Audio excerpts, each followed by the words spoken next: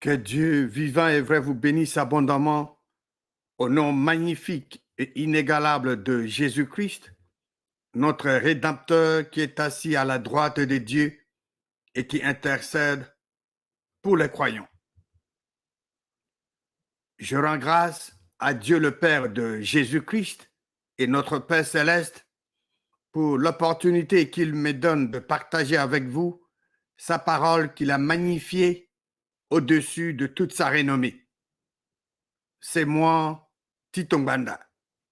Bienvenue à cette émission. Que dit la parole de Dieu? Un pasteur a enseigné que les enfants issus d'une union d'un homme avec une deuxième femme sont maudits. C'est ce qu'il a dit. Que les enfants issus d'une union d'un homme avec une deuxième femme sont maudits. Est-ce que cet enseignement ou cette déclaration est conforme à la parole de Dieu? Que dit la parole de Dieu au sujet de ce genre d'enseignement? Que dit la parole de Dieu au sujet de ce genre de déclaration? Est-ce que les enfants d'une deuxième femme sont-ils maudits par Dieu le Créateur? Allons dans la parole de Dieu pour examiner les Écritures, parce que la parole de Dieu est la vérité.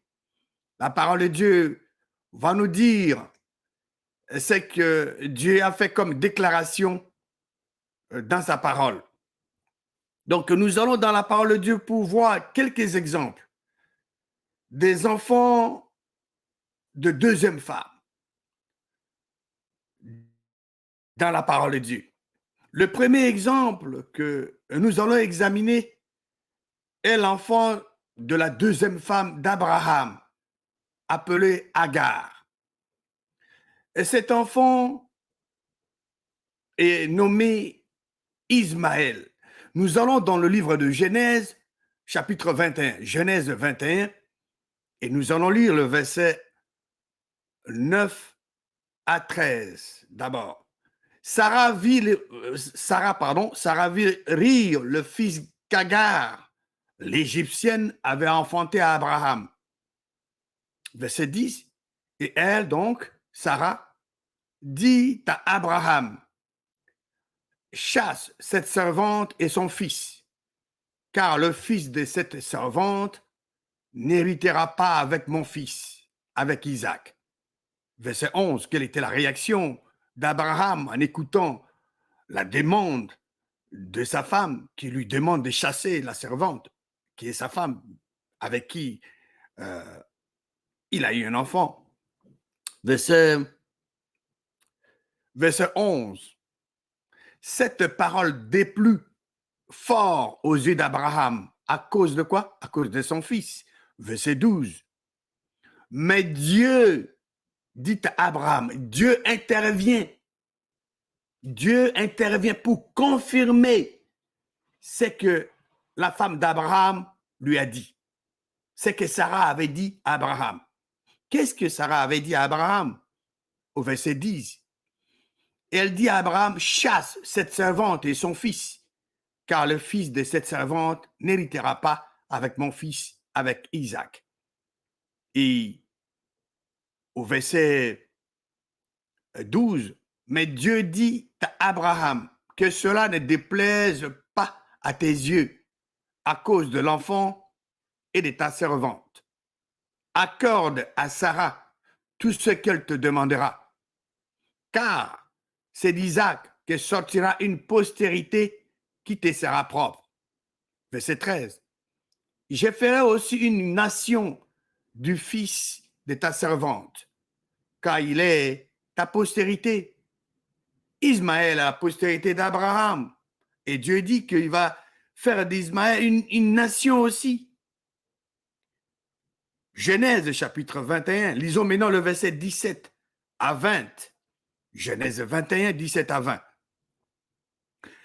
Dieu entendit la voix de l'enfant Et l'ange, parce que Abraham avait pris toutes les dispositions, elle a fait partir, elle a chassé Sarah, elle a fait partir Sarah avec l'enfant Ismaël. Et arrivé quelque part, il n'avait plus d'eau. Et la femme, donc Agar, avait abandonné l'enfant. Et qu'est-ce qui se passe? L'enfant commençait à crier. Verset 17, il dit, Dieu a entendu la voix de l'enfant et l'ange de Dieu appela du ciel Agar et lui dit, qu'as-tu, Agar? Ne crains point. Voilà le message de Dieu, ne crains point. Quand le vrai Dieu intervient, c'est toujours pour rassurer à ses enfants de ne pas craindre, de ne pas avoir peur. La peur n'est pas la volonté du vrai Dieu. Il dit, ne crains point, car Dieu a entendu la voix de l'enfant dans le lieu où il est. Dieu a entendu la voix de l'enfant. Verset 18, lève-toi, prends l'enfant, saisis-le, de ta main, car je ferai de lui une grande nation. Dieu, le Créateur, dit que l'enfant que Abraham a eu avec sa servante Agar, Dieu dit qu'il fera de lui une grande nation. Verset 19. Et Dieu lui ouvrit les yeux et elle vit un puits d'eau. Elle alla remplir d'eau l'outre et donna à boire à l'enfant. Cet enfant-là, c'est Ismaël. Verset 20. Dieu fut avec l'enfant. Qu'est-ce que je lis ici? La parole de Dieu dit que Dieu fut avec l'enfant. La parole de Dieu ne nous dit pas ici que Dieu maudit l'enfant. Non. Le verset 20 dit, Dieu fut avec l'enfant qui grandit, habita dans le désert et devint tireur d'arc. Voilà. Dieu n'avait pas maudit l'enfant. Dieu était avec l'enfant. Voyons maintenant le deuxième exemple d'un enfant, d'une deuxième femme que Jacob avait eu avec Rachel, la cadette de Léa. Parce que Jacob était allé chez Laban. Et Laban avait deux filles, Léa qui était l'aînée et Rachel qui était la cadette. Mais Jacob aimait Rachel. Il avait pris l'engagement de travailler pendant 7 ans pour Rachel. Mais arrivé au jour où on devait lui donner sa femme, mais c'est Léa qui lui a été donnée. Donc, nous allons dans Genèse chapitre 29, à partir du verset 15, qui dit la parole de Dieu. Puis Laban dit à Jacob, parce que tu es mon parent, me serviras-tu pour rien? Dis-moi, quel sera ton salaire? Verset 16. Or, Laban avait deux filles. L'aînée s'appelait Léa et la cadette Rachel. Verset 17. Léa avait les yeux délicats, mais Rachel était belle de taille et belle de figure. Verset 18. Jacob aimait Rachel et il dit, je te servirai 7 ans pour Rachel, ta fille cadette. Verset 19. Et Laban dit, j'aime mieux te la donner que de la donner à un autre homme. Reste chez moi. Verset 20. Ainsi Jacob servit 7 années pour Rachel. Et elles furent à ses yeux, donc les années furent aux yeux de Jacob comme quelques jours, parce qu'il l'aimait. Verset 21. Ensuite, Jacob dit à Laban, donne-moi ma femme, car mon temps est accompli, et j'irai vers elle. Verset 22. Laban réunit tous les gens du lieu et fit un festin. Verset 23. Le soir, il prit Léa, sa fille, et l'amena vers Jacob, qui s'approcha d'elle. Verset 24. Et Laban donna pour servante à Léa, sa fille, Zilpa, sa servante. Verset 25. Le lendemain matin, voilà que c'était Léa. Alors Jacob dit à Laban, qu'est-ce que tu m'as fait? N'est-ce pas pour Rachel que j'ai servi chez toi? Pourquoi m'as-tu trompé? Verset 26. Laban dit, ce n'est point la coutume dans ce lieu de donner la cadette avant l'aîné. C'était là la coutume.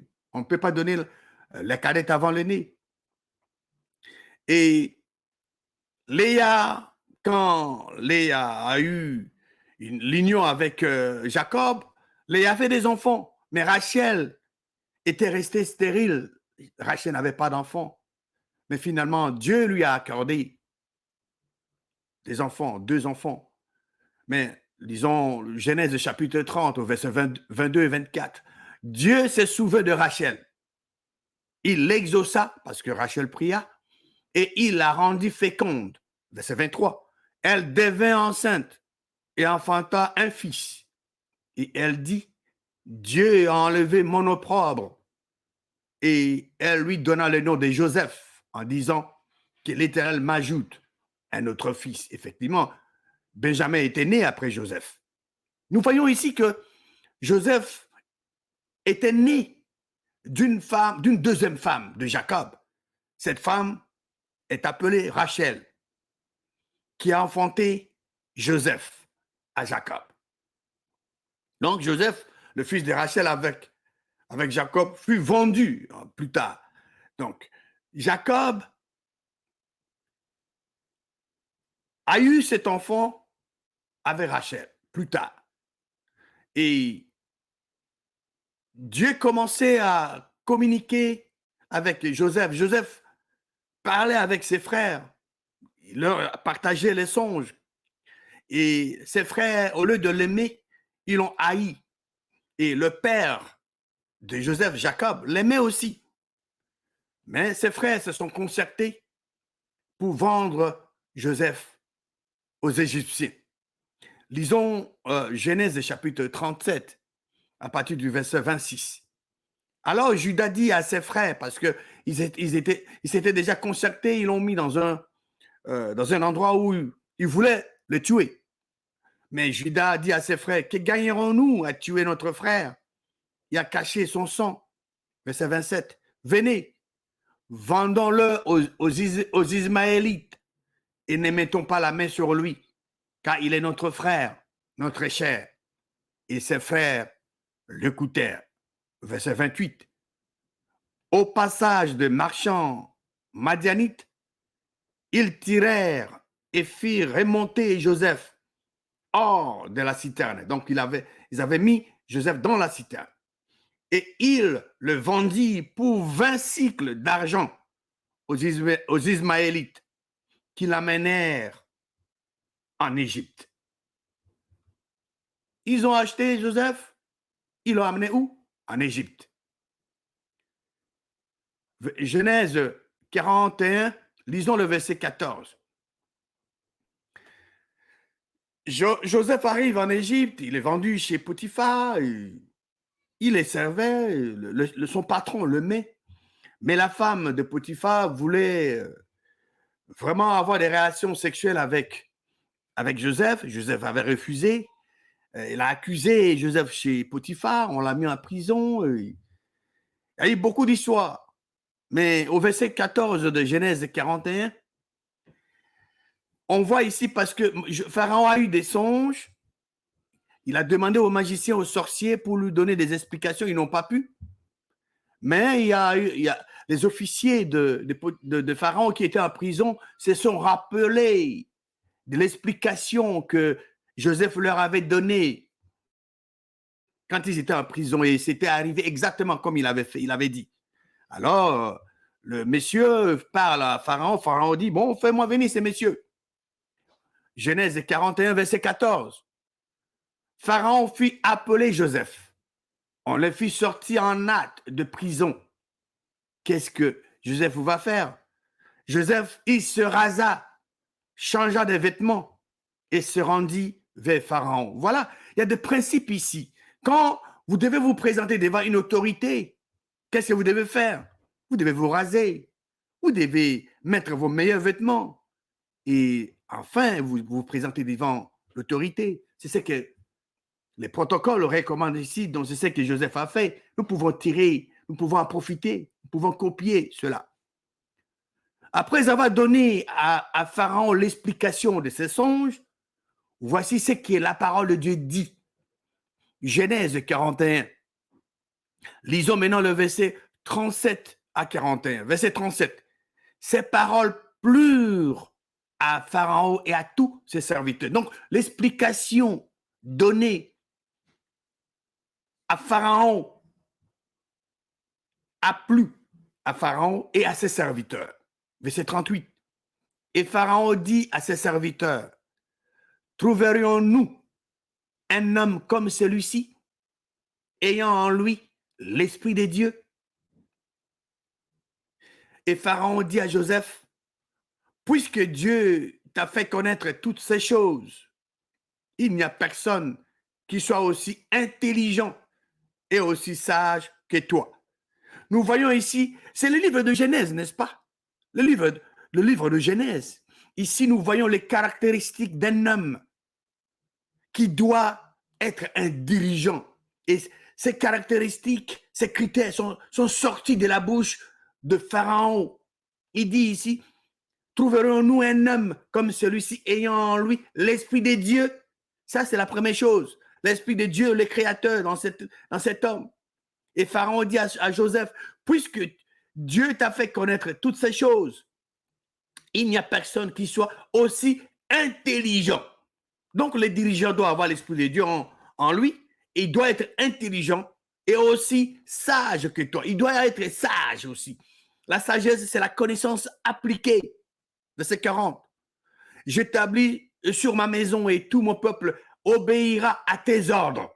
Le trône seul m'élèvera au-dessus de toi. Fantastique. Il sort de la prison pour devenir Premier ministre. Pourquoi? Parce qu'il marche avec Dieu. Joseph, l'enfant d'une deuxième femme de Jacob. Verset 41. Pharaon dit à Joseph, vois, je te donne le commandement de tout le pays d'Égypte. Verset 46. Joseph était âgé de 30 ans lorsqu'il se présenta devant Pharaon, roi d'Égypte. Et il quitta Pharaon, et parcourut tout le pays d'Égypte. Genèse 47, lisons le verset 1 à 2. Joseph, ici, après avoir été établi Premier ministre, il y a eu famine à Canaan, le frère de Joseph sont arrivés, il les a reçus, et au point où il s'est dévoilé lui-même à eux, et il a fait appel à ce que son père, donc sa famille, vienne en Égypte. Et Dieu a parlé à Jacob, lui exhorté d'aller, et qu'il lui-même allait descendre avec Jacob en Égypte. Ils sont arrivés. Genèse 47, 1 et 2. Joseph alla avertir Pharaon et lui dit, mes frères et mon père sont arrivés du pays des Canaan avec leurs brebis et leurs bœufs et tout ce qui leur appartient. Et les voici dans le pays des Gozans. Verset 2. Donc, Joseph prit 5 de ses frères et les présenta à Pharaon. Joseph était l'enfant de la deuxième femme, l'enfant de Rachel. Était-il maudit ou béni ici? Non. Nous voyons que cet homme était grandement béni. Le roi a reconnu, Pharaon a reconnu que Joseph avait l'Esprit de Dieu sur lui. Il était intelligent, il était sage. Joseph a reçu de Dieu les explications à fournir à Pharaon au sujet de ses songes. L'homme qui est maudit ne peut pas communiquer avec le vrai Dieu. Donc, Joseph n'était pas maudit, bien qu'il était l'enfant d'une deuxième femme. Il était béni, il était grandement béni. Et nous allons voir maintenant un autre exemple qui va être le dernier, bien sûr, pour cette intervention. C'est Salomon. Salomon, l'enfant d'une deuxième femme aussi, que David avait choisi pour lui succéder sur le trône. David avait vu Bathsheba, la femme d'Uri, et David s'est organisé pour envoyer Uri au front pour qu'il soit exécuté. Il a pris sa femme, ils ont eu d'enfants, il avait engrossé la femme, Bathsheba, ils ont eu un enfant, cet enfant était mort. En principe, David devait mourir, mais quand David a été confronté par Nathan, il avait accepté, il avait reconnu son erreur et il avait demandé pardon à Dieu et Dieu a changé la peine. Au lieu qu'il soit, au lieu qu'il meure, mais c'est l'enfant né de Bathsheba qui était mort. Et après, David a eu un enfant avec Bathsheba, Salomon. Allons dans le livre de 1 roi, chapitre 1, lisons le verset 32 à 37.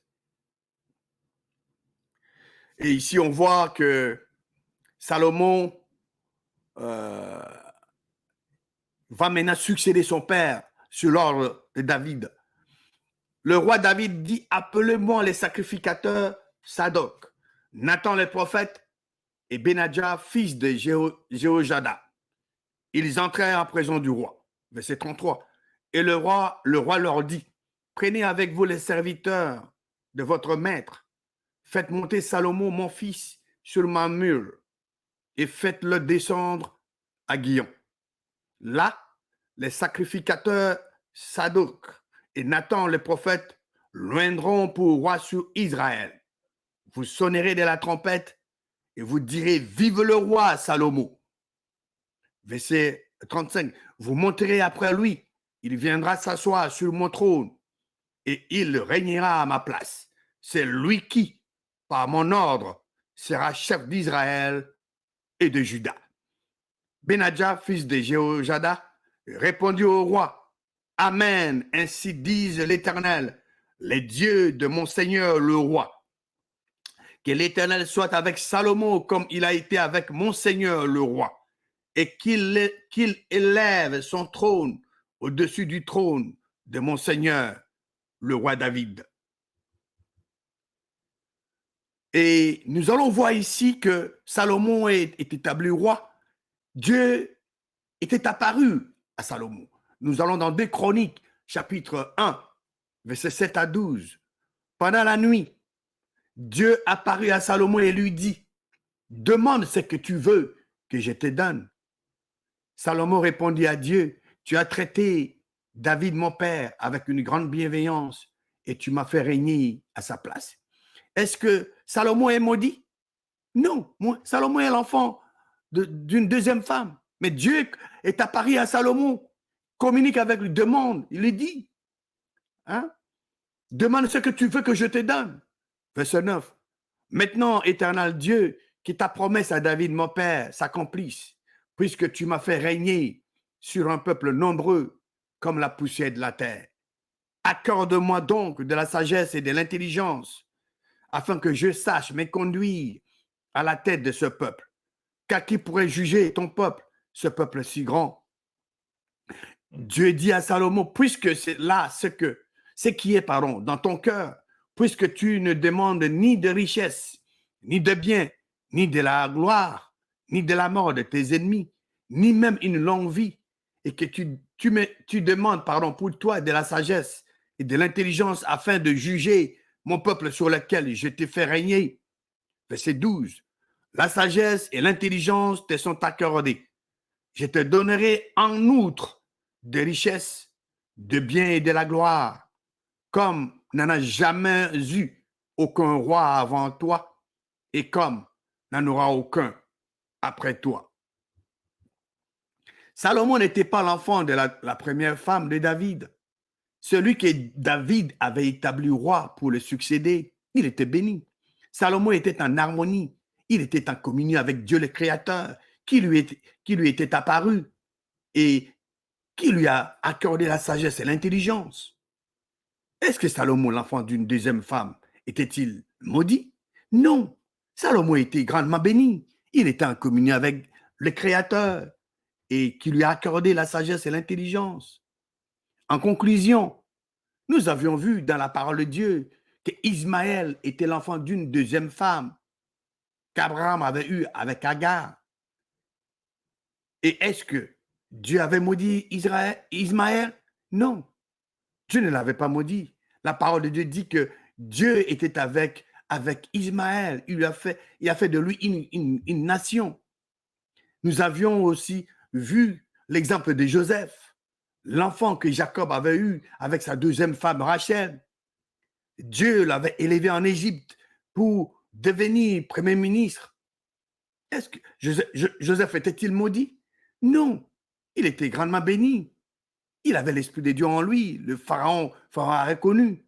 Il avait l'intelligence et la sagesse. Enfin, nous avions vu l'exemple de Salomon, qui était aussi l'enfant d'une deuxième femme, de David. C'est lui que David avait établi roi pour le succéder. Salomon était en harmonie, il était en communion avec Dieu le Créateur, qui lui était apparu et lui avait accordé la sagesse et l'intelligence pour diriger son peuple. Cet enseignement-là donné par ce pasteur qui dit que les enfants de deuxième femme sont maudits n'est pas conforme à la parole de Dieu. Que Dieu vivant et vrai vous bénisse abondamment au nom puissant et victorieux de Jésus-Christ.